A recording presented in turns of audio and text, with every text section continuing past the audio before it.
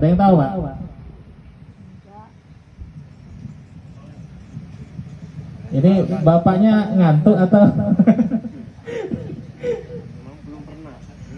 Belum pernah Pak ya? Belum pernah tahu Pak ya? Jadi Pak, pH tanah yang asam itu menyebabkan terjadinya zat yang namanya zat Al dan Fe, zat aluminium dan zat besi. Kedua zat itu akan mengikat pupuk yang Bapak taburkan. Jadi kalau Bapak menaburkan pupuk NPK 100 kilo, menurut penelitian yang terikat oleh pH tanah yang asam itu bisa sampai 70% Pak. Jadi kalau Bapak menaburkan 100 kilo, yang diserap tanaman berapa Pak?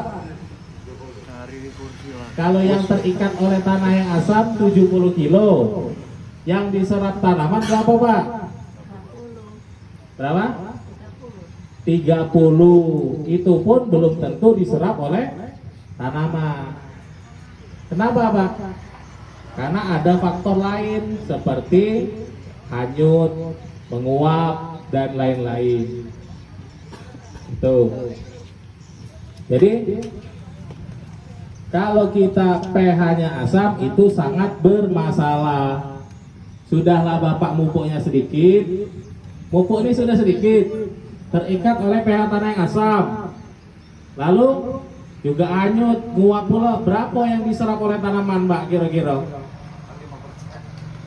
Wajar tak kalau tanamannya kerdil Pak? Buahnya kecil, buahnya ringan. Wajar tak Pak?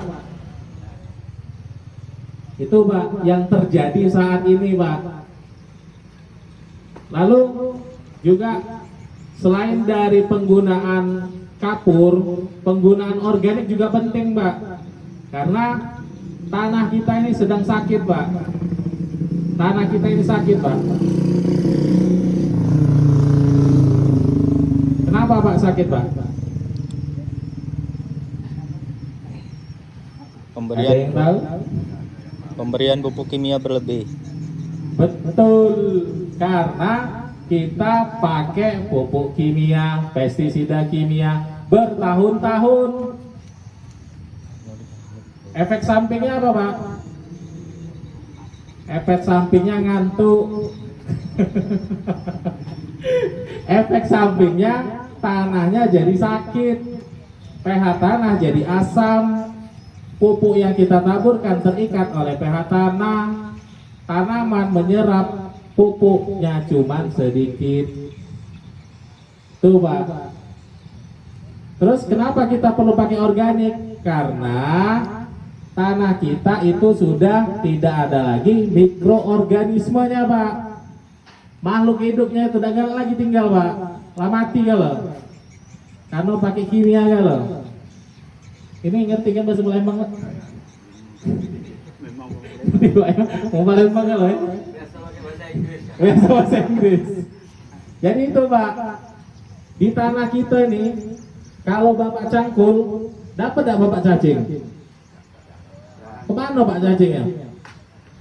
Ke kutub utara Pak. Terang.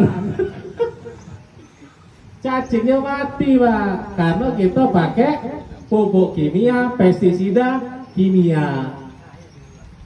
Makanya kita perlu mengadakan lagi organik tadi, mikroorganisme kita kembalikan ke dalam tanah. Emang apa Mas gunanya ini mikroorganisme, makhluk halus tadi? Fungsinya banyak Pak. Mereka itulah yang menggemburkan tanah, memberikan unsur hara di dalam tanah. Jadi Bapak bayangkan Pak, Bapak bayangkan bagaimana kalau tanah kita keras Pak? Bapak pecah pakai tangan bisa tak Pak? Bapak tekan pakai tangan sekarang? Tak bisa Pak ya? Kayak mana itu kalau akar yang nembus ini Pak? Tanah itu bisa tak kira-kira Pak? Hah? Ya itu Pak, karena tanah kita keras. karena ndak